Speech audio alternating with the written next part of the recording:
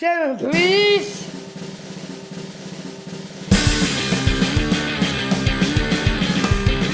It's up. Happy New Year. Yeah. Happy New Year. We're recording this on New Year's Eve, huh? Yep. And Seth has a brand new microphone. Yep. Yeah, he got it from Miss Lindsay at Journey Church. Absolutely. Perfect gift. Seth Thomas, we've had a big week, Tim. Yeah. I mean, I know you've had some snow, but we've had a much bigger week here in the South because we had Christmas, right? How was your Christmas? Christmas good. Christmas was good, yeah. Absolutely. What were a couple of presents that you got? Got me a magic eraser. Yeah, magic eraser, a white cleaning product. I got that. Is literally his favorite thing. Floppy. And you got there's one that's pink. That's right. And there's one that's what other color? Blue. And there's blue. Yeah. I mean, so literally we spent some money. Mysterious gone. On a basketball hoop and a soccer goal and some hockey sticks and all sorts of... That magic eraser, it's in the title. But the magic eraser, man, that just speaks. Absolutely. It forms part of what is known as the floppy. Yeah. Now, Seth Thomas. Yeah. What happened the day after Christmas? That was a big day too, but what happened? My birthday. Yes, ladies and gentlemen. Seth turned 13 years old. Happy birthday, Seth. Yes. Thank you. What did we do on your birthday? I do awesome things. We did awesome things. I got got food. We got some food. Did people sing to you? Yeah. Did they sing at church too? Yeah. Yep. They sang too. Yep. And I was once. And at the restaurant, absolutely. What restaurant? And we celebrated. What was the food? We celebrated by McDonald's for lunch. His absolute favorite chicken nugget meal. And then where did we go? We went somewhere for dinner, and we had more chicken nuggets. Chick-fil-A. We had Chick-fil-A. Yeah, I mean it was literally and no Carl's Jr.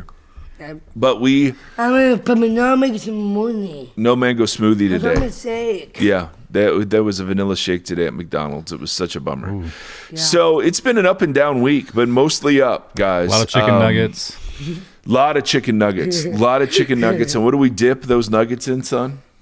Ranch. Yeah. Ranch. We're a ranch house, man. It fits our complexion and it fits our taste buds. That's just how it works. Now, Seth, what do you hope will happen in 2022? What do you hope will happen next year? Mr. Evans coming to Tennessee. Mr. Evans is coming to Tennessee. His previous teacher from Ohio is coming to visit in Tennessee. So that's a great answer. What else? Tim, he did music. Tim, hit that music. Nice. Perfect, Seth.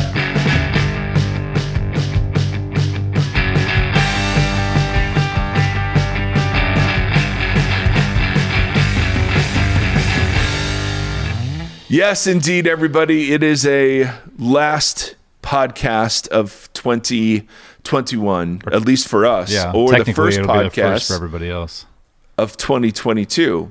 And so we're doing. I mean, first of all, hello, hi, and happy birthday to Seth and all the December Christmas babies out there.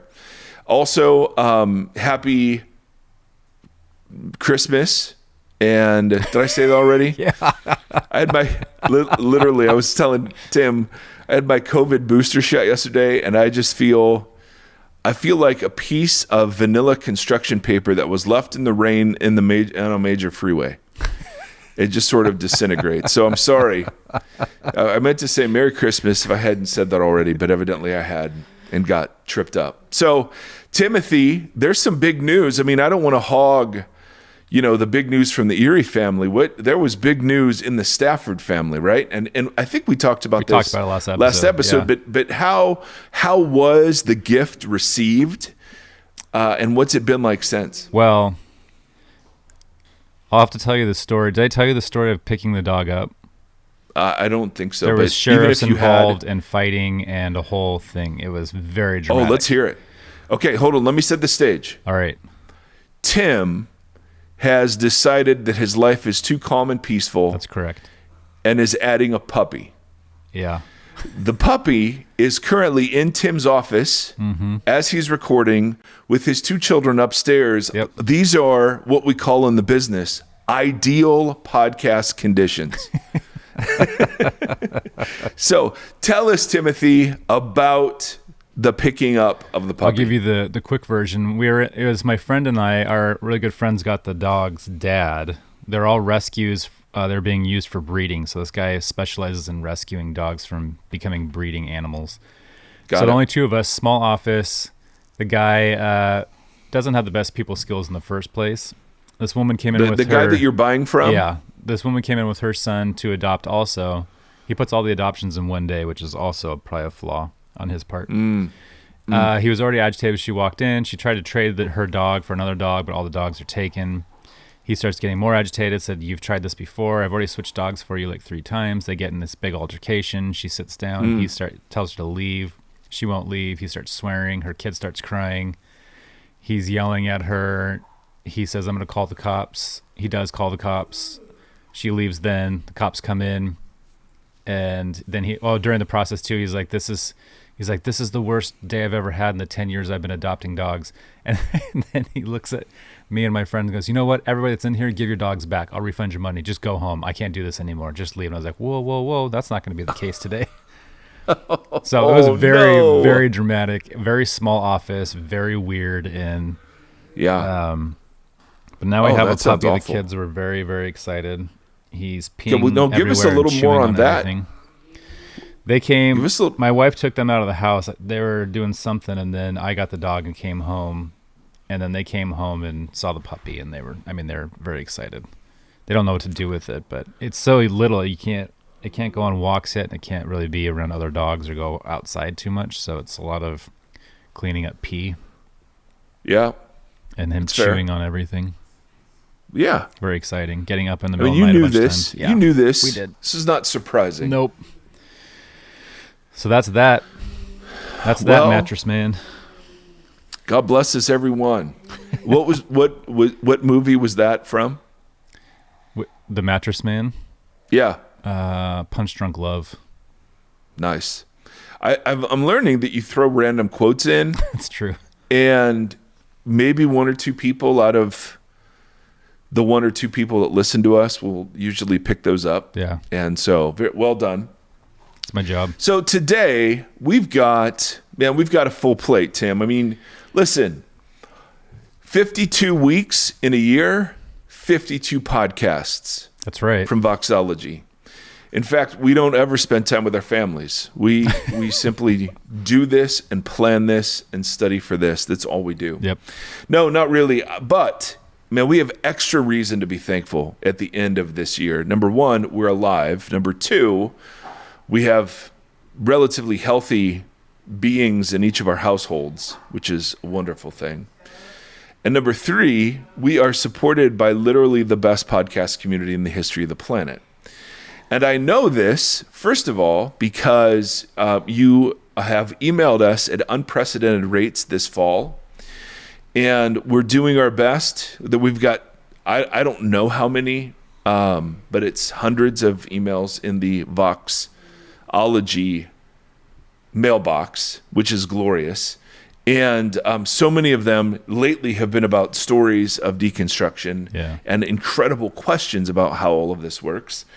But the other thing, I have 1, 2, 3, 4, 5, 6, 7, 8, 9, 10, 11 people to thank who came on board on Patreon in the last week, which is just ridiculous and unbelievably generous. Yeah. And so I need to literally just thank Susan, and I need to thank Frank and Val and my friend Nick Beret, who makes me want to sing Raspberry Beret by Prince whenever I say his name. Cheryl and Sarah and Jason and Jenny, I think they belong together. They share a last name, but there were 2 separate entries into Patreon. So if you're not married, you have very good taste in podcasts, and maybe you should get to know each other. Andy, Cynthia, and Michael all the way from France. Incredibly generous and kind support of the cause. France. And then Pete. And Pete, I don't think is from France. I think Pete's just a good old American, maybe like Chicago. You know what I mean? Yeah. Or Kentucky. Anyway, we are so unbelievably grateful for your constant, incredible, and generous support.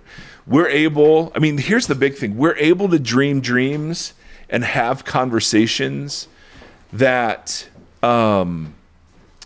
we could not have otherwise because of your generosity. Totally. So, yeah, do you want to add anything to that, Tim? I saw you. No, I kind of want to just hear from the people in the other countries. I'm curious, like we talk so much about American evangelicalism. I'd be so curious to hear the French listeners' experience. And I know there's a couple in New Zealand and Vietnam and Korea. Weren't there like 78 countries? Yeah, it was a lot. I'd love to hear all the different kind of what this all looks like in your neck of the woods.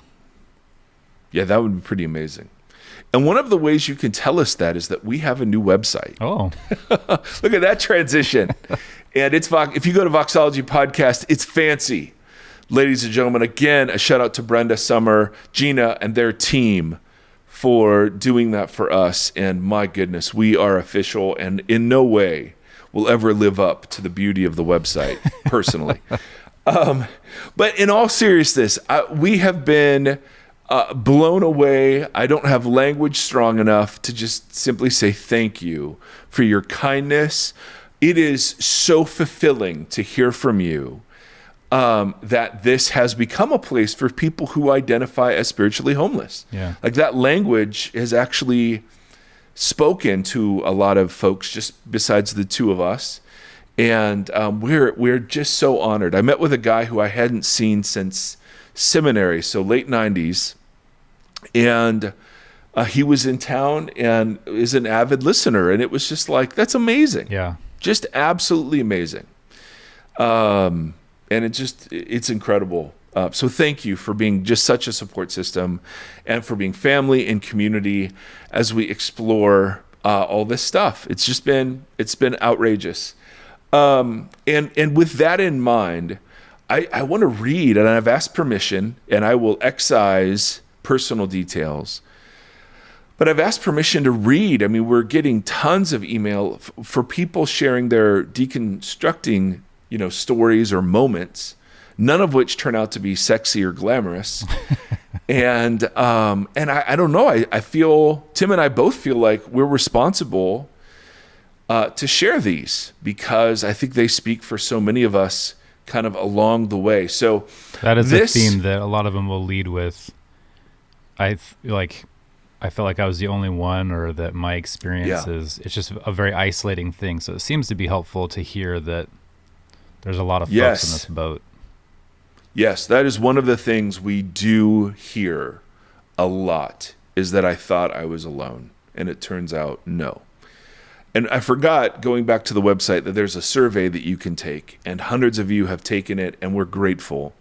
It's very, very eye-opening, and the amount of Seth love on that survey is pretty amazing.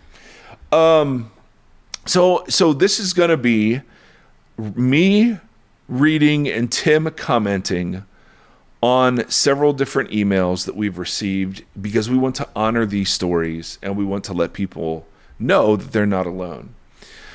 Because a lot of these stories have come because other people shared their stories. And we just think that's so powerful. And then we've got, alongside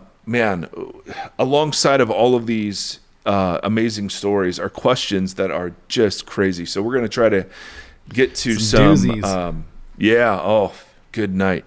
So that's our goal. So put it on 1.2 setting, sit back, do some laundry, or have to go back to work. But for some of us, I know school doesn't start right away. So, hey, giddy up. All right, so this is from a young woman who says, I am a teacher who works in an evangelical non-denominational school. I can appreciate what your daughter is going through, Hannah. is a student at a school like that and shared several episodes ago. We asked people to share kind of what prompted or started their deconstruction. I first started deconstructing when one of my best friends and colleagues decided to raise a picket sign on the corner of our parent church for Trump. I could not for the life of me understand how she thought this was not only a good idea, but said she felt like she had to stand up, quote, in quotes. That coupled with my increased hyper-awareness of, quote, canned worship that followed a very distinct formula. Cue the piano music, she says. And let's not forget about the fog machine and spotlights. I spent all of the worship time repenting for my anxiety. And then the cherry on top was how the church handled wearing masks.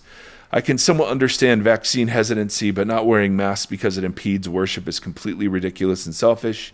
To use God as an excuse to not have to wear masks is more than disheartening. I haven't been back to church since. Yeah. Repenting of my anxiety, is that what she said in the middle? Yeah. Yeah. That during the service. I think that's a very common within this whole season of figuring out what's truth and what's not truth or what we're supposed to be doing. There's a lot of shame in deconstructing, especially when there are big mouths or large voices saying things like Both sexy or whatever. But yeah, that existential shame or guilt or anxiety you feel because you're picking apart what you're told is holy is a real rough spot to be sitting in. Yeah. Yeah, and I so resonate with the canned formula approach. Yeah. I mean, I've been a part of that and doing that forever. You know, it's funny. There's a YouTube thing where this guy takes, and he's doing it with country music, but he takes like the top 10 country songs on the radio and puts them all into Pro Tools at the same time and then lines them up, and they're all in the same key, the same rhythm, the same beat, and you can go in and out of each of them, and it just still plays like one song, and worship's almost amazing. Exactly the same way. It's like this cookie cutter mold that you can kind of cut and paste and make it all work. Yep. We got another one here. Another young lady. Major topic for me was women in leadership. Since high school, many, many years ago, I have been taking spiritual gift tests. Every time I show to be gifted in leadership, and most of the time I'm told flat out that the test is wrong because I can't be gifted that way as God doesn't gift women for leadership. I've tried to accept it, tried to work around it, make my faith fit my lived experience. I truly believe I'm gifted at leadership and able to see the big picture and have countercultural ideas for change, discipleship, but haven't found a church willing to agree with me. And yes, I've looked. However, God in his infinite wisdom has continued to place me and my family in small rural towns and communities. I haven't called my experience deconstruction as much as discipleship and becoming more Christ-like. But I find myself regularly questioning why others don't seem to desire to grow and change, or at least seem more comfortable as they are. Yeah. So, yep. Same Z's. That's a major, yes, we've talked about it, a major theme for us. And we're working on some resources for people in the middle of that women in leadership sort of conversation, because that was when I changed on within the last 10 years of kind of an inherited evangelical culture that taught that women are of equal value and significance, and yet they're created for different and distinct roles, none of which happen to be in leadership. Yeah. So anyway, we couldn't agree more. And we both have daughters, and those daughters will be raised in churches where the norm is female pastors and elders. Yeah, absolutely. I have a bunch of wise women in my life that I would be less than if they were not able to speak into my life. Well, and do you think all the sexual abuse and cover-up would have happened? So the church is just like tying one hand behind its back or two hands behind its back, and it's just a weird... Totally. Another young lady. This is my first time emailing. I just joined the email list and saw your invitation to respond to the deconstruction Long-time listener, first-time caller. Yep, I love that. By the way, ever since I heard the national park metaphor for deconstruction, I've been calling this part of my faith journey exploration instead of deconstruction. I love that. I do too. I'm an outdoor enthusiast, and I don't know jack crap about buildings, so the parks thing just makes more sense to me. I like that. As a younger believer, I was always uncomfortable with the way women were handled in church, but I was never able to pinpoint my discomfort in a way that I could approach someone to talk about it. I felt like it was an unspoken rule that women were restricted to serving with kids or hospitality. Hardest part for me, though, was that I've always been more attracted to male friendships than female ones, and I always got lonely at the youth group events that separated me from my friends. I was done with youth events for good after I was told I had to wear a t-shirt at a pool party and to a mud games event because my body might cause my male counterparts to stumble. Boy, we hear a lot about that. As an adult woman married to a non-Christian man, I got the sense that the church doesn't really know what to do with me, which made me feel lonely in spaces where I should have felt connection. I always thought that Jesus should bring us together despite our differences, but what I kept finding was I felt more other in the church than I did outside of it. Yeah. And wow, that line. Yeah, that's a big one. Ooh. As far as a single moment that prompted deconstruction goes, it wasn't until a church of mine had a hard split that I really began to question things. I eventually had to leave because I could not reconcile the way someone who I really look up to was being treated. I never questioned Jesus, but I started wondering if we're supposed to show the world we're disciples by our love. Why do we seem to hurt one another more than love one another? That's a great question. And she goes on that God has been so freaking good to me in the midst of this. I found a new community, and it's been a safe space to lament, pursue healing, and has brought great joy to so many. That's great. Hallelujah for that. Number 3 or 4? 4. Yeah, I mean, I've got a few more, gang, and we just think these are so important. Another young lady. Although someone told me young lady doesn't feel as honoring as young woman. So I will try to not use young lady. I will use young woman. Yeah. I don't know how old any of these women are. So I'm safely going to go with young women because no one is going to argue with that. Mike and Tim. I enjoy the conversations about deconstruction, and that is one topic I could go on forever about. And she gives us a lot that I will edit because it's really, really good. Anyway, I began my deconstruction journey while watching a show with Jim Bakker's son. So Jim Bakker was a televangelist. I've seen this. And his son, yes, is very much not. It was on the Sundance channel around 10 years ago. It was called One Punk Under God. That's right. And in the show, Jay Bakker met with a small community of misfits in the back of a bar in Brooklyn to just have church. They read the Bible and talked about Christianity and about how it hurt people. As the show progressed, he talked very openly about the treatment of gays in America by, quote, so-called Christians and how he was in favor of same-sex marriage. That caught me off guard. I come from a very, very, very religious Pentecostal upbringing, and I've always been told the gay people are sick and wrong and blah, blah, blah. Show introduced me to different perspectives and authors. And check this list out. This is like the who's who. Rob Bell, Brian McLaren, Pete Rollins, Brennan Manning, Tim Keller, John Piper, even Mark Driscoll, she says, with... It's a broad swath. That's quite... Yeah, that is a very broad swath of early 2000s. Polarized by the two Mars Hills on either side. Yeah, exactly. From Rob Bell to Mark Driscoll. I found myself wanting to know and learn more about how to read the Bible, how to interpret the things I read in a very short amount of time.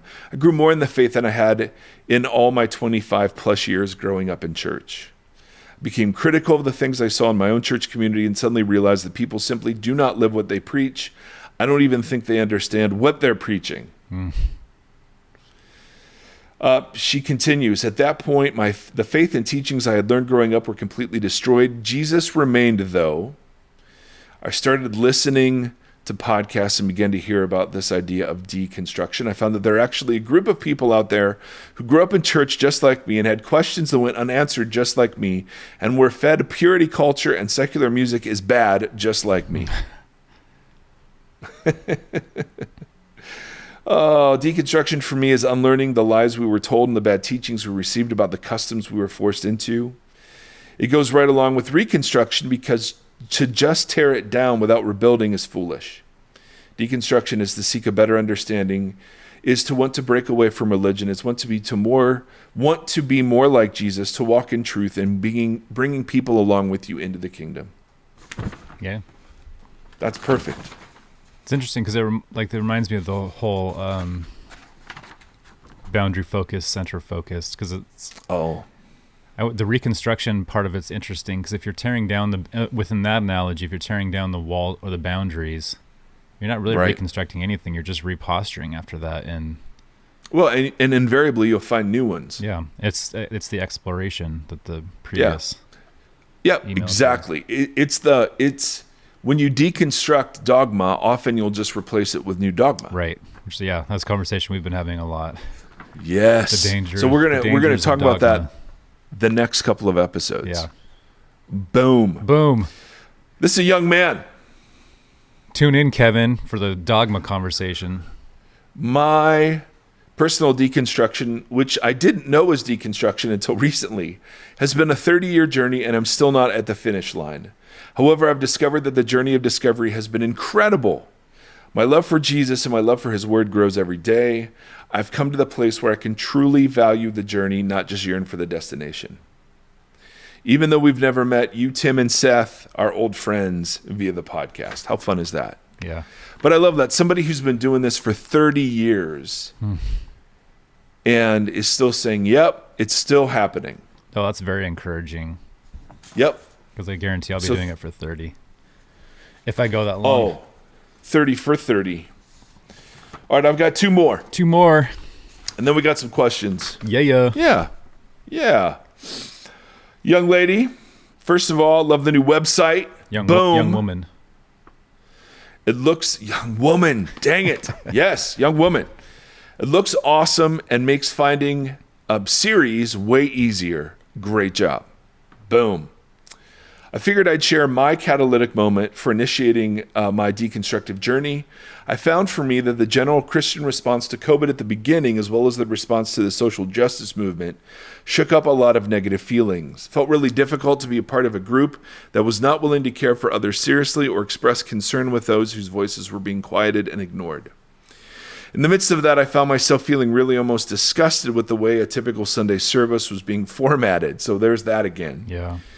I've attended multiple churches and even worked at some, and I began to realize that every format felt exactly the same. Announcements, prayer, 3 worship songs at increasing beats per minute.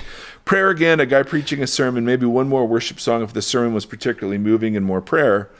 I found I literally couldn't stomach it anymore and just stopped going. That was exactly my experience. What's that? That was exactly my experience. Yeah. That same, yeah. I got like the formula of the Sunday morning when I could predict what everything was going to happen, and being on the worship team and up on the stage and knowing when the build downs, the breakout, or breakdowns and build-ups were going to happen before they did it. Just, it felt very hollow. Yeah, it's so interesting. I'm learning so much by working in a church community again. And that is a conversation for another time. But we're deliberately warring against this. Yeah. Yeah, that is so tough. What sealed the deal is how little I was reached out to by my supposed community after my departure. My husband and I just moved to a new state this week and have not heard from a single person from that church. All in all, this journey has been full of grief and bitterness and frustration. I'm not even sure where I'm landing in terms of actual faith.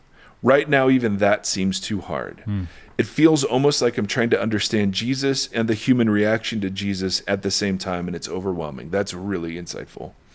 Hearing you guys process some of the same stuff has been instrumental in my journey. Thank you. That is a lot. Well said. What was that again? Processing Jesus and the human. It feels almost like I'm trying to understand Jesus and the human reaction to Jesus at the same time, and it's overwhelming. Yeah. Does that resonate with you? Yeah. Yeah, that's why there's Tim's Troubled Times. That could be an every week feature, by the way. We only When they feature it when it's especially egregious. Well, it was last week or 2 weeks ago with that Turning Point conference. I can't remember if we talked about it last week or not, with Donald Trump Jr. doing his turn the other cheek thing. And I know Jesus says to do this, and I kind of understand it, but I think that we need to kind of take a different approach. Yeah, well, it hasn't worked for us. Yeah, which is fascinating. And that same week, his dad, the former president, was at a mega church in Dallas, and it just the church service turned into a rally. I don't know. You're just watching. I was reading an article yesterday on the dangers of the party that's forming within the Republican Party, that's based in all of this kind of like crazy religious rhetoric, and I don't know. It's kind of scary. Yeah. But you watch, like I'm watching. I couldn't sleep last night, so I did a deep dive on people's Instagram accounts that I'd blocked, so that I wasn't seeing their stuff anymore because it was riling me up too much. But so I went down that rabbit hole. That sounds like something that's going to put you right to sleep. Nope. Yep. It was a bad move. But just seeing the way that Scripture and church and faith is just constantly manipulated, and now that there's so much, as we've said a million times with social media, that message just spreads like wildfire. Yeah. You just see some really scary stuff. So that's all that to say with what she just said, with trying to understand Jesus while at the same time trying to digest all this other stuff. It can be very overwhelming. Yeah, absolutely. Well, I just realized, for as much as I worked in church, I and a whole bunch of us just literally don't believe what we're talking about. See, no, that's really fascinating too. When pressed, we'll go to what's expedient over what our abstract theology tells us. Yeah. So, when 9/11 happened, there weren't many voices in pulpits saying, forgive, forgive, forgive. It was, and I was part of that. Just like, nope, we got to take care of this. This is a big deal. This is our defining moment. This is our Pearl Harbor. Right. And then that cause got hijacked by religious political language. Yeah. And, it was just, we all collectively, at least seemed like we all collectively sort of agreed, okay, well, let's set aside the whole sword, Well, if you war by the sword, you will die by the sword thing. Totally. This morning, our mutual friend sent me an article the other day about, there was this guy in Oregon who was on a call with Biden, or I can't remember exactly what the circumstances were. And then he said, let's go Brandon to him on the call. And so now he's considering running for public office, but he's praying to see if God has that for him or whatever. And so it started this whole conversation about. I was a part of that thread, Tim. Well, I was talking to someone else this morning. I'm sorry you don't remember me. I was talking to someone else about it this morning. Once you start to pull the thread on prayer in that way, using prayer to kind of justify something that you already want to do, or anoint a decision such as that. The guy, doesn't have any political experience, but because he used profanity towards the president, now he has a platform. So he's like, should I use that to run? Right. Anointed by God. But then when you pull the thread on that, if that's not a way of prayer, then, but once you start to pull a thread, it starts to delineate down through all of the way that we use prayer. Not just in these incendiary ways, but no, it's not about how we use. It's how we use religious language, and prayer is just one expression of that. But it's interesting because we were talking this morning about delineating that down in the concept of prayer and how we use prayer. And that thread, once you pull it, goes all the way down to, it ends at the bottom, and it's like, well, then what is prayer for? Why do we pray, and how should we pray?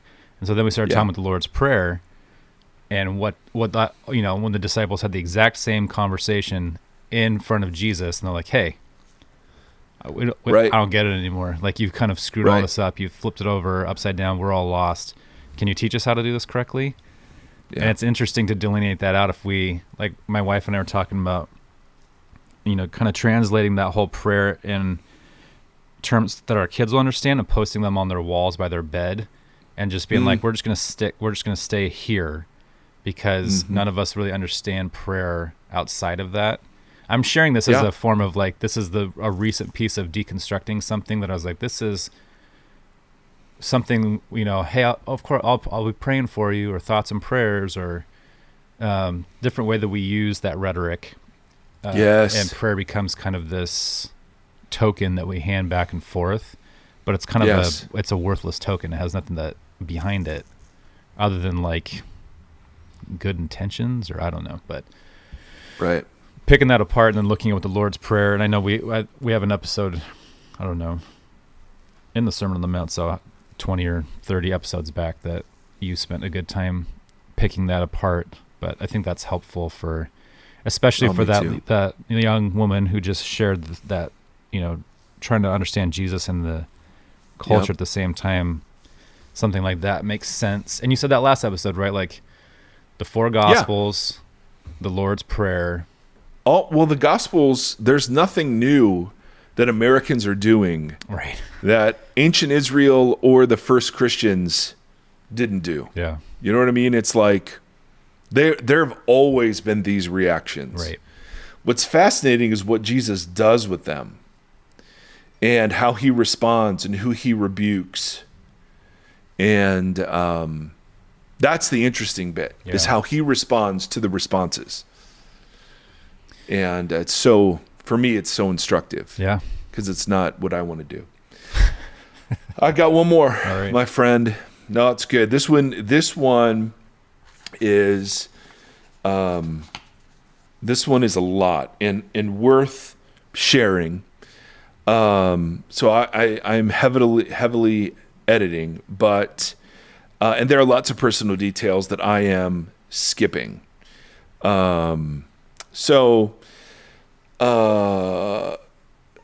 My adult years, fast forward to my adult years, and I was sitting in my pastor's office sharing concerns about the direction our church was going. I shared my thoughts and concerns, knowing that I could complain about the state of our church without actually having to step up to do anything about it, because I was a woman and they would never allow that. Oh, I thought about that and I was frustrated. It felt like a cop-out. The thought of teaching terrified me, but it also didn't seem right that I couldn't even rise to the occasion and stretch myself to learn and grow and fill a need I saw because I was a female. Then there was the 2016 election, and I watched in horror as Trump was elected. How could, quote, Christians vote for such a vile man when I remembered as a child the moral outrage of Clinton's indiscretion? That was what did it for me. I have no issue with people voting for Donald Trump. But the rationale and the Christian language that was used to justify that's what I have a problem with. Because they told us, all my big Christian heroes told me in the 90s that character mattered. Right. They literally said character does not matter. They made it, the whole thing was about how much character mattered in that office. And then we throw that out when we have somebody who, it seemed to me apparent that he was just pandering. Yeah, plain as day. To things we wanted to hear, permission to say Merry Christmas and, Supreme Court justices and so on. And again, if you voted for Donald Trump, good on you. We're not in the business of telling each other how to vote. Right. But it's on either side, when you Christianize it, that's the idolatry.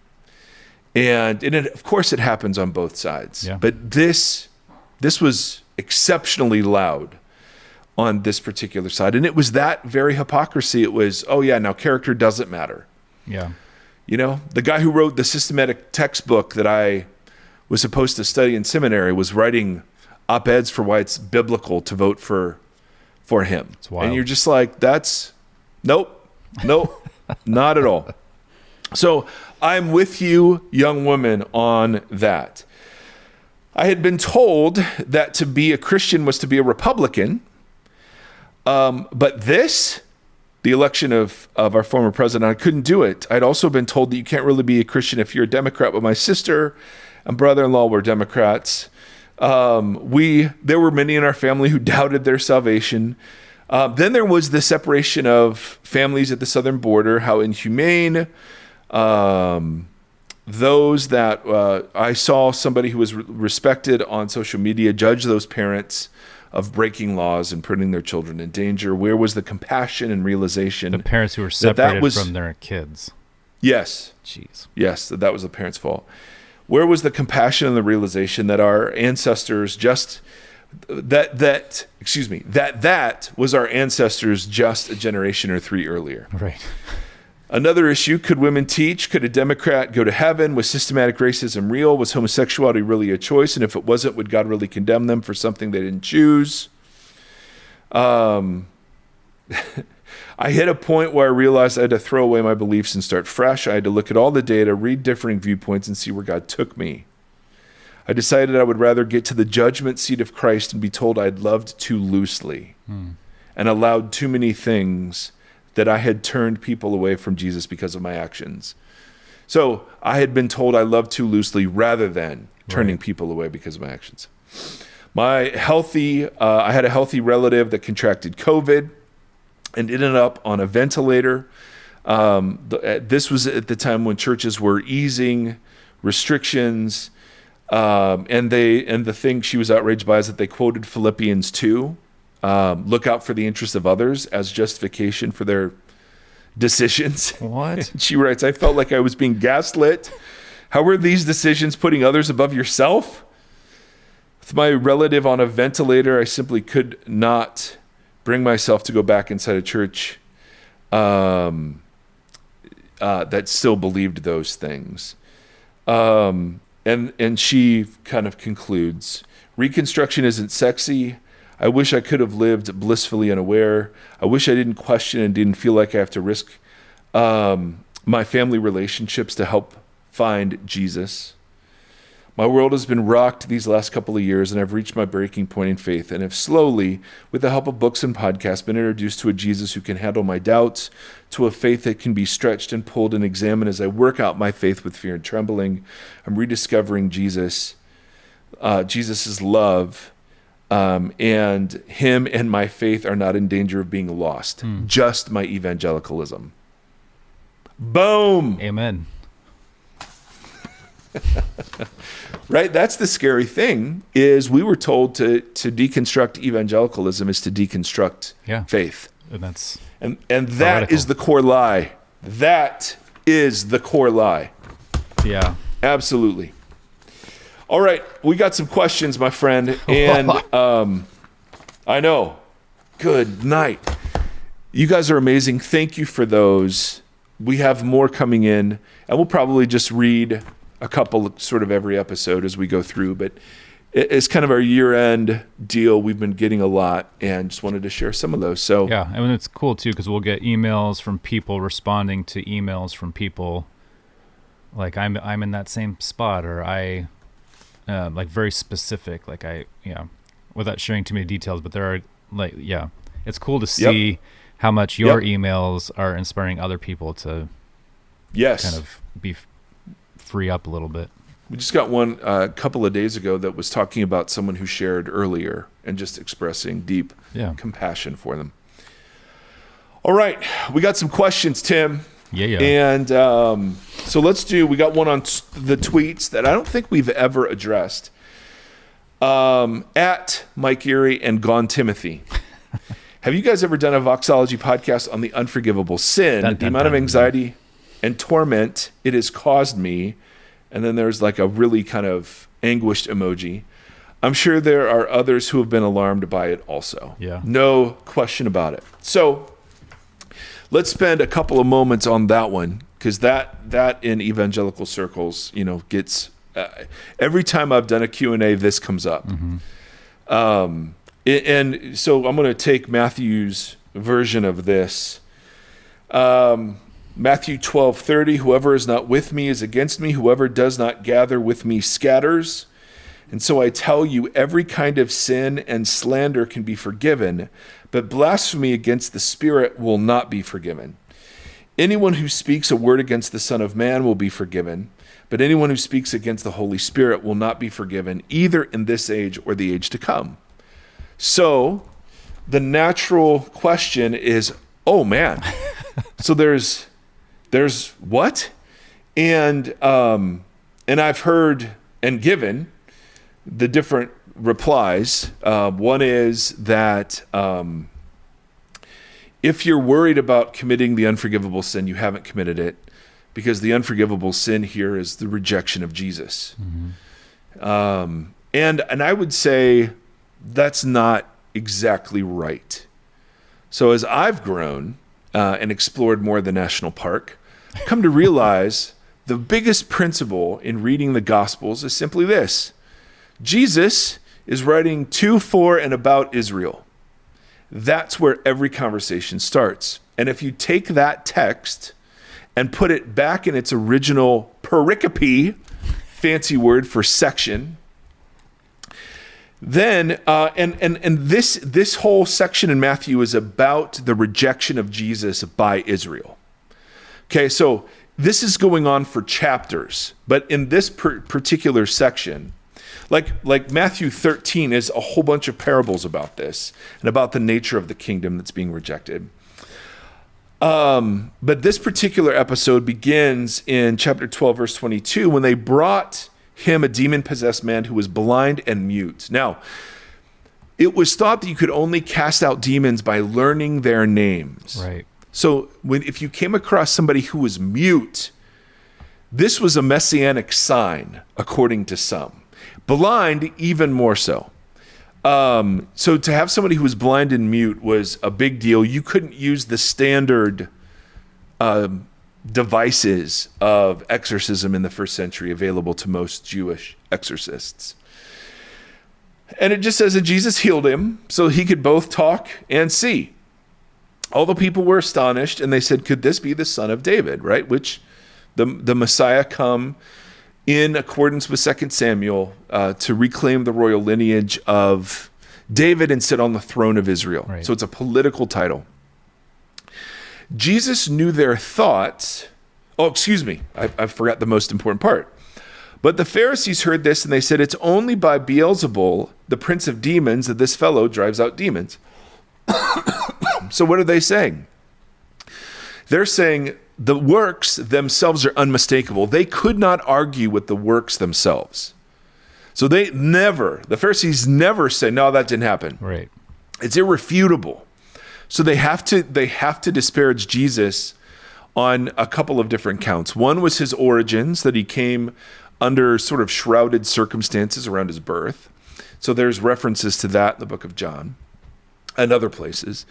Another was that Jesus was in league with the demons, and that was why he was so successful as an exorcist. Right. That's why he didn't have to use all of the tricks or the rituals or the incantations or whatever. So they attribute the work that the Spirit was doing in Jesus to Jesus' opponent, as portrayed in the Synoptic Gospels, and John too, is this enemy of darkness, and one of the names this enemy went by was Beelzebul, which is a great name. Well, it's a Canaanite name. I think he was a Canaanite fertility god, but I'm not quite sure about that. So Jesus responds. He knew their thoughts and said, every kingdom divided against itself will be ruined. Yeah. And every city, so he's just saying, listen, that doesn't make sense. Why would Satan cast out Satan? If Satan drives out Satan, he is divided against himself. How then can his kingdom stand? And if I drive out demons by Beelzebul, by whom do your people drive them out? Right. Oh, I love it. So he's just rhetorically on fire. His speech is on fire. So then they will be your judges, these other exorcists. But if it is by the Spirit of God that I drive out demons, then the kingdom of God has come upon you. Now, the Spirit of God, if it's by the Spirit of God that I drive out demons, there's a parallel saying, I believe it's in Luke, where Jesus says, if I by the finger of God drive out demons. And it's the idea of what the Exodus, like that the Egyptians could only mimic like the first two miracles of Moses, but they couldn't mimic the first two or three, and they couldn't mimic anything beyond that. Right. And it was attributed to the finger of God at work through Moses. So the idea is that Jesus is here kind of assuming the Moses role, but now, instead of a worldly Pharaoh, he's going after this earthly Pharaoh, the one he calls the archon of the world, the ruler of this world. Yeah. And says, in fact, when you see me doing this, it is the Spirit of God at work, and the kingdom that I come bearing is now right here next to you.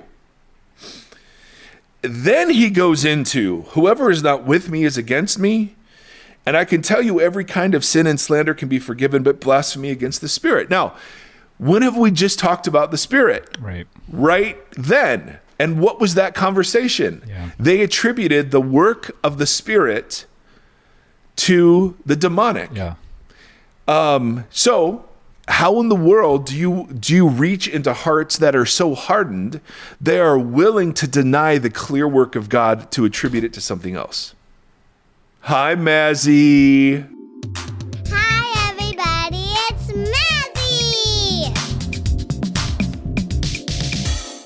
Hi. How you doing, sweet girl? Good. Hey, how do you like that puppy? I love it. Really? Yeah. Yeah? Is it a boy or a girl? It's a boy. What's his name? Oliver. Oh, do you call him Ollie or do you call him Oliver? I call him Oliver, but sometimes No. I call him Ollie.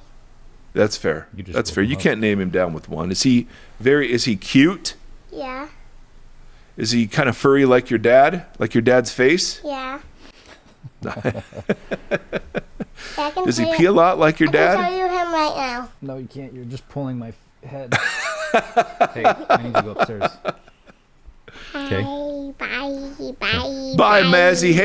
Hey, Mazzy, we love hearing from you. Yeah. All right. Thanks for saying hi.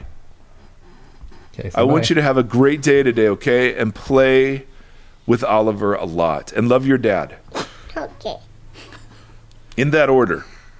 Bye. Okay. Sorry. You were saying. So in context, this isn't about our rejection of Jesus or my sinning the worst possible sin imaginable as a Christian. This is something, and there are very good commentators who I agree with that say you can't commit this sin right now. Right. I mean, you can demonstrate the same hardness of heart, but he's speaking to that generation. He even says other places, it will be worse for you, Israel, in this generation than even like the Gentile cities of Tyre and Sidon. It will be worse for you on Judgment Day because of what was shown to you and you rejected it. So this to me is about the hardening of the religious leaders' hearts against Jesus in face of the clear work of the Spirit of God. Which thematically runs in line with most of his teaching from that time about religious leaders, etc. Absolutely. The opposition and misunderstanding of Jesus' movement fuels so many of his parables and his interactions with religious leadership. Absolutely. Yeah. As you would expect it would. Yeah. Because Jesus is deconstructing a lot of their Judaisms as he's proclaiming the kingdom. Yeah. So I want to assure you, and I want to assure any listener who's been troubled by this passage, read it in context. All right? That section, I think, goes from Matthew 8. Oh, So man. it's a great for Dan Kimball's. Yes. Yeah, never just read a verse. Yeah. It's what Dan told us. And that's true. You can so hijack this thing and pile on guilt. Yeah, which is exactly And use how it's it been as used. an evangelistic, like, man, if you harden your heart to Jesus, he can never forgive that. Well, it's guilt and shame, but it's also that existential dread of like, am I committing Yeah. am I committing the unforgivable sin? And, Yep. and you just live in that dread. Totally. So as much as human words can help release people from that dread, read it in context, read it as it's written to a group of people, not to individual Christians 2,000 years later. And you realize this thread is consistent with what Jesus says other places when people oppose him, who should know better. It's not, he never says things like these to the brokenhearted, the downcast, the marginalized. No. See, the kingdom dynamic is one that always lifts up the downtrodden and brings down the mighty. Right. Now, in reality, we're all the downtrodden. But there's a sense in which when the kingdom comes across somebody who is in prison, to sin or literally imprisoned, who is homeless, who is outcast. I mean, sexual minorities, women. I mean, the whole cast of characters we're familiar with. That Jesus' word of the kingdom is a word of liberation and a word of salvation. But salvation doesn't just mean to get to heaven. It means restoration to the new community of Israel that Jesus is building around himself. And then the word of the kingdom to those who are self-righteous, to those who are wealthy, to those who have every reason to be sufficient and to be proud. Jesus speaks a harder word to them. And if you know, as one who's been and can still be very self-righteous, easy words normally don't melt those hearts. Sometimes hard words need to be spoken. Yeah, it just, and that whole thing, everything you just said, just there's the elements of the sermon. There's just so much support for trying to understand everything in the full context. Yeah, like all those themes are prevalent. Yes. Throughout, and they weave together in a very congruent manner that you lose. Absolutely. And it's summarized, I think it's in James and other places, but it's summarized by this sentence: God opposes the proud, but graces the humble. Yeah. End of story. Which helps you that understand the blessed are the meek, and blessed are the weak, and blessed are the poor, and everything starts to daisy chain itself through. Yeah. Yes. So when you see Jesus saying seeming harsh words, there is a sense in which he's doing rhetorically strategic things in an honor-shame culture for the sake of the audience, to show the barrenness of his opponent's worldview. So that's why he's saying, like, if Satan attacks Satan, his kingdom is divided. I mean, I can imagine looking at the crowd. He's not trying to convince the Pharisees, right? If they're willing to commit to that, he's doing this because these were all conversations that were had publicly. Now, there are times that will say Jesus withdrew to his disciples, but we don't know if it was just the 12. Sometimes it says that, sometimes it doesn't. Right. And often the crowds found him even there. So point is, this is a great test case of taking a verse and beating each other up with it when the verse clearly refers to something very specifically historically that's going on. Now, can people still miss the kingdom today? Well, of course. Yeah. Can people still harden their hearts and attribute the clear work of God to something else? Absolutely. Are they committing the same sin the Pharisees did? I would argue no. Right. It's got to be so frustrating, though, from Jesus' perspective now to watch us do the same type of misinterpreting and using it to ostracize or totally create that existential dread or guilt or shame or whatever, and be like, oh, come on, guys, we went through this already. You wrote it down just in case. Yep. I have two questions. Let's see. I have two further questions, and both of them have to do with Christmas, and these were interesting to me. So I'm going to read them both because they share a theme, and it was something I'd never, ever thought of. And so I'm so grateful for these two people to write in and sort of express this. So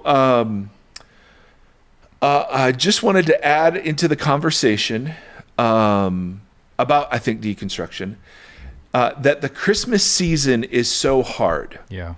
For me, I think it stems from too many years of garbage religious trauma and family trauma. I think it has been one of the last things from my deconstruction left to reassemble, if that's even possible. That's interesting. I think my story might be slightly different in that as a child, my family believed that Christmas was Satan's holiday, had nothing to do with Jesus, so we were raised to hate it and believe all those who celebrated Christmas were sinners. Huh. Then around 11, my parents started going to a different church, and just like that, Santa was real, and only good and faithful Christians celebrate Christmas. I can see where that would produce some whiplash. Yeah. Needless to say, I got some mixed messages. Fast forward to being married, and some of my extended family make such a huge consumer-focused deal of Christmas, nothing really about Jesus.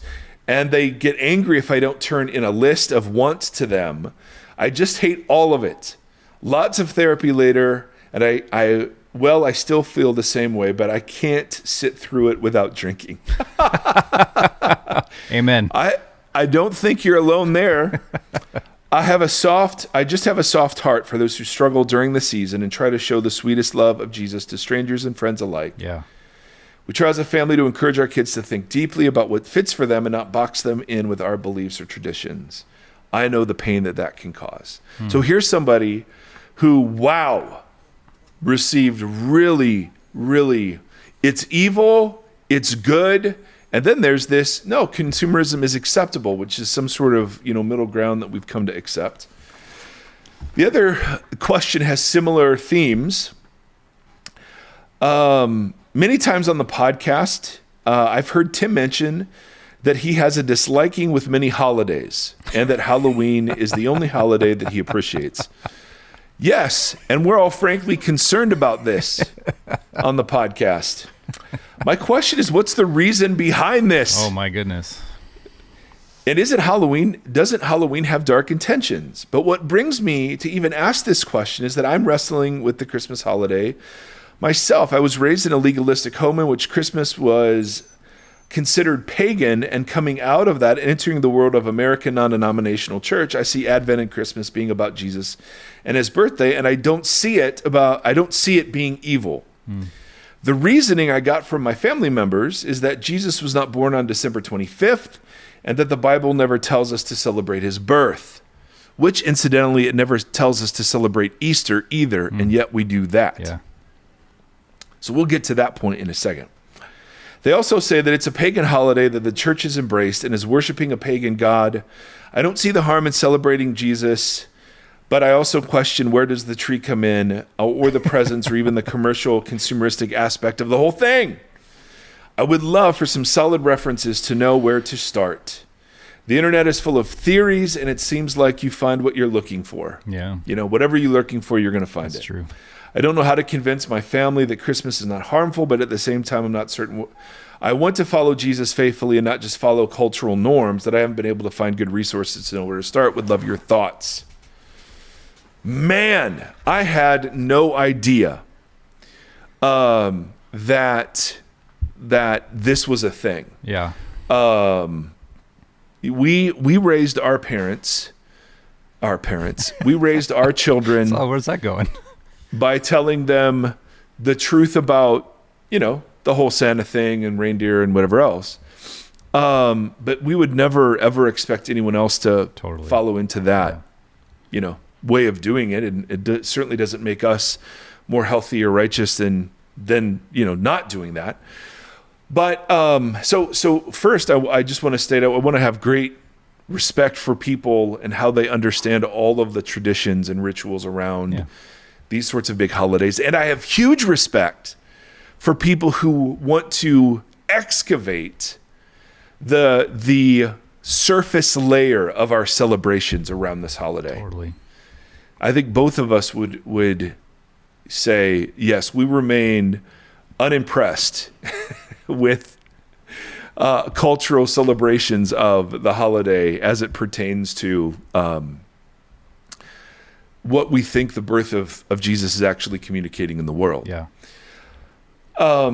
Whether or not it's evil. Let's talk about that, Timothy. Well, let me start by saying I don't like Christmas. I've established that, but I realize just like you said, I'm fully aware that it's everybody's favorite holiday, and it's my entire family's favorite holiday. It's all my friends' favorite holiday. And I love that. I have no problem with any of that. I have no problem with people celebrating this kind of stuff. I just have found it to be, I always struggled with Christmas Eve services because they felt contrived. And it's all those things that the young woman was saying about what she kind of lost in church. It's the pinnacle of that. Yeah. Like, it's just like, it's so, and I just don't see, and for me with Halloween's a season of misfits. Like, I've always identified with that. I was always a misfit in high school. I didn't fit into any group. And then monsters, things like Frankenstein or whatever, those things are all about revealing true elements of society and culture. Like those are all those things are written about. Yeah, it's social commentary. And I love all that, like Frankenstein, alienation, and the importance of family, and what happens when you ostracize yourself from family or community, and what it looks like for playing God, and the idea of Prometheus and stealing fire from the gods, and how we define what a monster is and what it isn't. The werewolf, and being caught in the sins of the father, and in these cycles, and judgment within the cycles. What happens when you see the repercussions of your actions within the immediate, and what does it look like to get out of that, and purification, yada, yada, yada. And I found that so interesting and fascinating, because instead of masking everything with ribbon and bows, Halloween exposes pieces of us that are real, and then the consequences of that. And I've always found that very interesting. And they'll do it through hideous things. We've talked about the grotesque on here, and different things like that, and I have found all that stuff to be really compelling. Do I think it's for everybody to sit in that mindset? Absolutely not. And I don't care that that most people don't share that. I'm totally fine with that. So I don't know that I find Christmas evil or dangerous or any of that. I think there's definitely repurposed hymns and some fluff and different things that have been painted over the top of it all, but that's fair. It doesn't feel like someone shared the actual, like a realistic painting of Mary giving birth in a barn. Oh, and it was like this. It was just so gnarly, and what a crazy blood everywhere. Yeah, just a crazy incident. He's got scaly head. And taking that in light of the entire story of God becoming man. I mean, it's just a wild thing that we just turned into like a Hallmark card or whatever. I don't know. I mean, it's great family time. Yeah. Man, I so sympathize with that. Absolutely. I have a ton of thoughts. And I'm no expert. I don't know the origins. I'm fairly confident Jesus was not born on December 25. I think he was born in the spring. Yeah, there's very compelling arguments for that outdoor. Yeah. Particularly the shepherds who are out lambing. And I'm fine with, it doesn't tell us. I mean, the Gospels don't tell us so many biographical details about Jesus. I'm always just like, okay, well, obviously we would have fixated on those things because of how nuts we are. So I'm okay that we don't know exactly where he was born, or when he was born. And personally, I think that historically it is unmistakable that there are all sorts of myths and rituals that have filtered in to the Christmas story as we experience it, thousands of years after the Jesus story was true. So I don't have a doubt that there are concerns about pagan origins or whatever else. But Andy Crouch, all right, so here's a resource for you. Andy Crouch, Crouch, wrote, I emailed it to you, Stafford, so we'll put it in the show notes. Yeah. It's called Christmas is for Everyone. And he deals with this idea, and he doesn't use this word, but it's what he's arguing. It's the idea that Christmas subverted the Roman Empire. The Christmas story, there was a competing Christmas story in the Roman Empire that celebrated the birth of the emperor through Epiphany, that heralded good news. There was another savior, there was another peace. And so when you're looking at Luke's announcement in the Christmas story, you're getting language that has been co-opted by the Jesus community to show that there is a rival kingdom. Right. And the gospel just does not shy away at all from using language that was already propagandized for the grand story of Rome, to then tell a counter story that focused on the misfit and the outsider and those that would have been neglected and cast out. The Halloween heads. The Halloween heads, absolutely. And so what you have is the Christmas story subverting, and subverting something means you take the terms it uses and then use them to do something else. Right. That's what it means to subvert something. So what Christians did with the celebration of Christ's birth is they subverted the Roman story. Now, does that mean it has a pagan origin? It does not. The origin of the Christmas story is Jesus of Nazareth, right? And the origin are the Gospels that record all about his life, death, resurrection, and the two, maybe three if you count John's prologue, that records something about his birth into the world. So the idea that, yes, that there are pagan elements, whether it's a tree or whether it's the December 25th day, I'm just fine with the Christian story subverting other elements and turning those on themselves about the light coming into the world, which was what the winter solstice celebrations were about. So I do not think that celebrating that a legalistic application of should we celebrate a holiday or not has in any way, shape, or form anything to do with discipleship to Jesus. Yeah. But rather what we're talking about is what are the idolatries that America has capitalized upon, or wherever you live, that the Christmas story promotes. And you both identified the consumeristic nature of it. Yeah, I totaled up what our family spent on presents, and that could have done a lot of other things. And I understand that gift giving was tied to the wise men, but they didn't come until 2 years later, and all that jazz. So it's been utterly corrupted by American values. Yeah, anyone who's worked in retail during a Christmas season has felt like the just overwhelming just negativity that gets tied into that. And totally. But I don't consider that part of Christmas, but this season is full of stress and anxiety, and which is not great for people with a lot of stress and anxiety, not pointing fingers. Yeah. No, and what you do into all of that is you add a puppy. Yeah. And that really helps. For me, here's the irony, and we'll close with this, I think, unless you have something you want to add. I have 1,000 thoughts. Well, then add them. But I'll hold them. Bruh. I'd be interested to hear if anyone else had experiences like this with Christmas, being told that it was satanic. I didn't see that one coming. Yeah, I hadn't either, but I'd been told that Santa and Satan shared the same letters. Elliot revealed that to us yesterday in the car. It's like, were you guys aware of that? Oh, yeah. So good. But I remember specifically, my wife and I were married.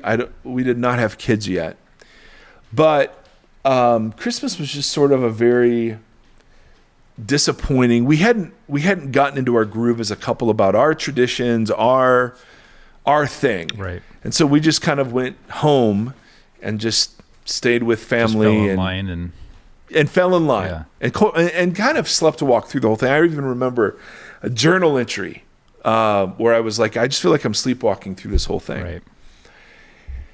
We ended up the day after Christmas, we went down to Disney World, and one of my favorite spaces in the world is Epcot. And there's a back part of Epcot that's it's 11 different nations, and of course it's commercialized and sanitized. And I know it all is, but for me, it's always been a very meaningful place. I don't know why it captured my imagination when I was very young. Yeah. And I still find just a ton of creativity and significance there. Anyway, we were going down there and I just thought, it's just another Christmas thing. And I'd never been to Epcot around Christmas time. What was fascinating though is they had at every country actors from that country representing the different Christmas traditions of each of those countries. And then the crowning moment, and I had no idea this was happening, but they gathered several high school choirs, some professional vocalists, a celebrity narrator, and an orchestra. And in this big amphitheater, they told the Christmas story from Luke. They read the verses, they sang the songs with full, seriousness. And I don't know. I wept like crazy. Here we were in this absolutely commercialized monument to consumerism. Yes. And sitting in the middle of that was the Christmas story. And they were reading it. And I've never, ever experienced Christmas the same since, because I encountered literally light and darkness by people who may or may not have been Christian in a very secularized place. And one of the points that Crouch makes in his article is that this is the one Christian story, Easter too, but much less so, that Americans just can't get enough of. Even if they misunderstand it, even if they miscelebrate it, even if it's misleading, there's still something about that. And the power for me of having that celebration, which I was not expecting, have been one of the most moving religious experiences of my life, is not lost on me. Yeah. That there is still power in that story, even if it's not perfectly encapsulated. Well, do you think it's partly because you were in an environment in which you weren't expecting that to happen? Absolutely. Yeah, I show up to a Christmas Eve service. Well, yeah, damn right, we better tell the story and sing the songs, right? That goes into the formula you're talking about. Right. But I'm just giving an example of what these legalistic people would say is a pagan space, and yet what happened in that pagan space was this little Jesus boy, got whooped up into the Holy Spirit and, had an amazing sort of experience. And anyway, so I think it's wrong for anybody. Well, I shouldn't say that. I don't think binding rules work very well. I think it is a matter of the heart. And I can see some people celebrating Christmas with complete religious piety and yet full of anger, bitterness, and hatred. And they've missed the point entirely. And I can conceive of people who don't know anything about the real meaning of Christmas playing an instrument in Epcot and blessing the socks off of some random dude and his wife who happen to be there on vacation. Yeah. So, I don't know. All I have to say to that is God bless us, everyone. All right, last thoughts, Timothy. No, I think that's great. I'm sure I have already alienated enough listeners as it is. My Christmas is just part of the like she said in the email. The last piece of her deconstruction process was yeah. But I don't somehow think landed to be this holiday, and I get that. And it's the same thing I said with prayer. Like, I'm pulling threads on things. I am still kind of in the wilderness on worship as being someone who was a worship leader for a long time, that I don't know what the purpose of worship is on Sunday mornings. I'm a little bit in the dark now with that, but I'm trying to figure Oliver. it out. Yeah, no, There's Oliver. Oliver is awake. He's awake and terrorizing the office right now. I'm peeing on everything. Of course he is. All that to say, like with Christmas, I would love for Christmas to have the intent that it should have behind it. It is hard when they're like, we are, like you said, no one said to celebrate this. Yeah, but if it was true, like, we were watching these mega churches down the street do like the multi-million-dollar Christmas extravaganza, and it's like, well, what if all that money did go towards something that was more in line with what the Christ was coming to establish, and it wasn't the giant spectacle? Yes. Do you remember the Advent conspiracy?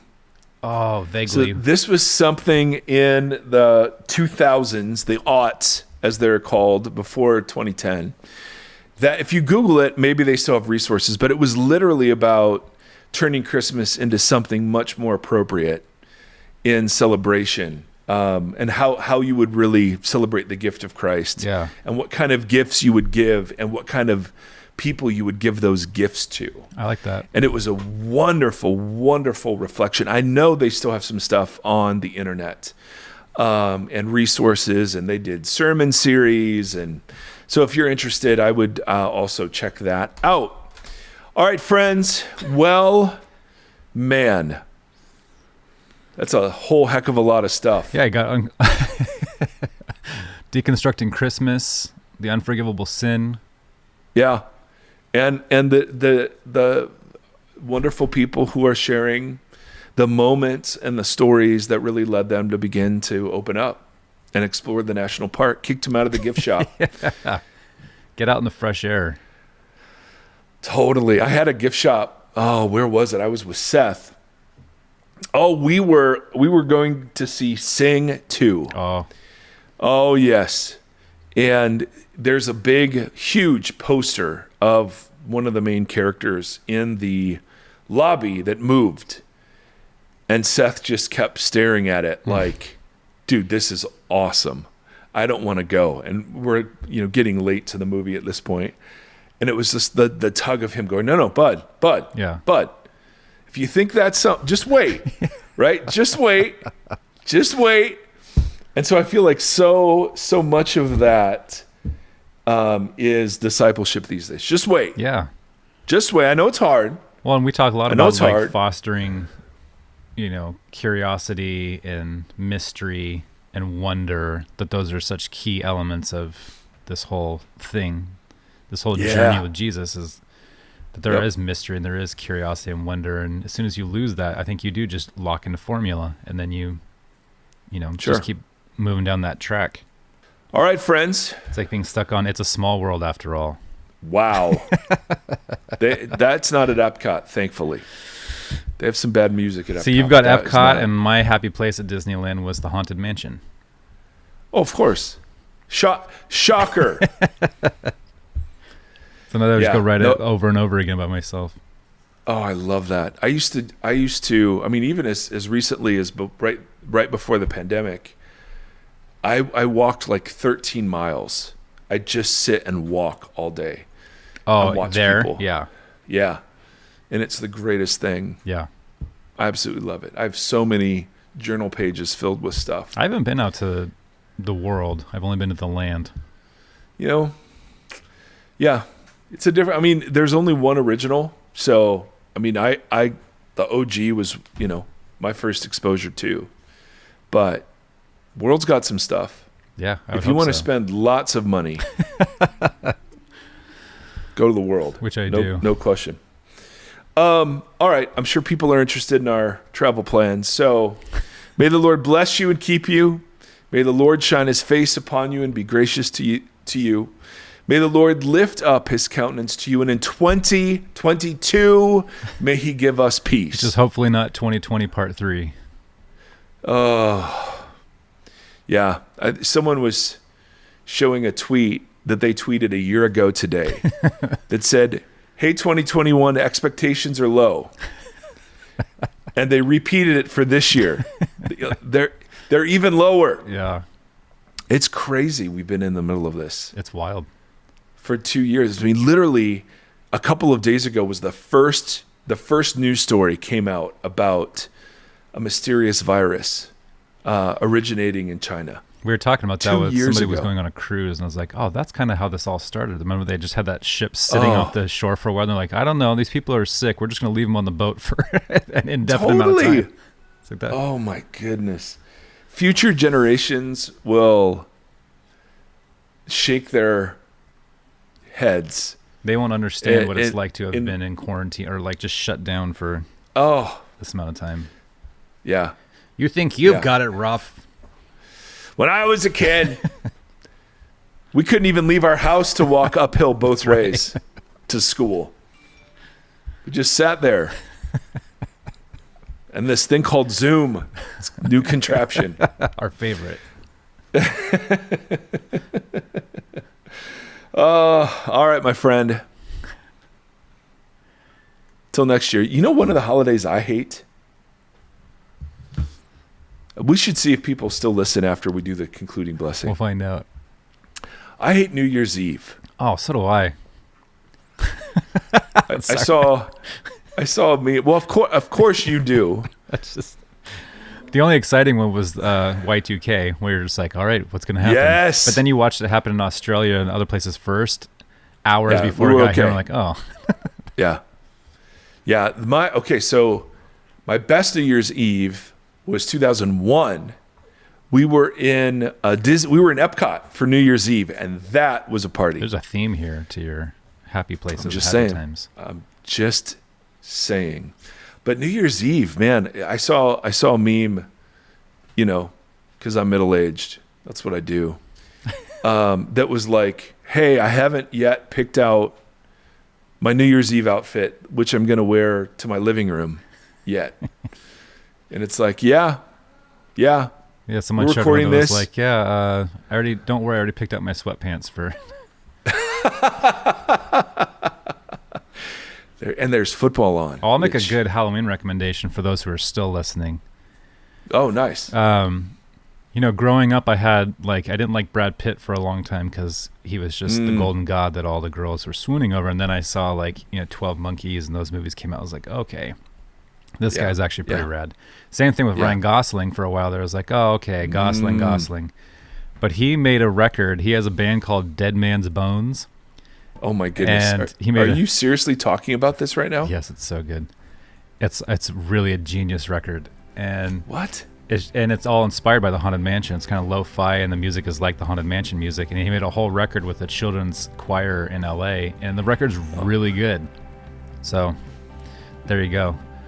Nice. I just put AC/DC on and listen to it backwards. That's how we celebrate Halloween.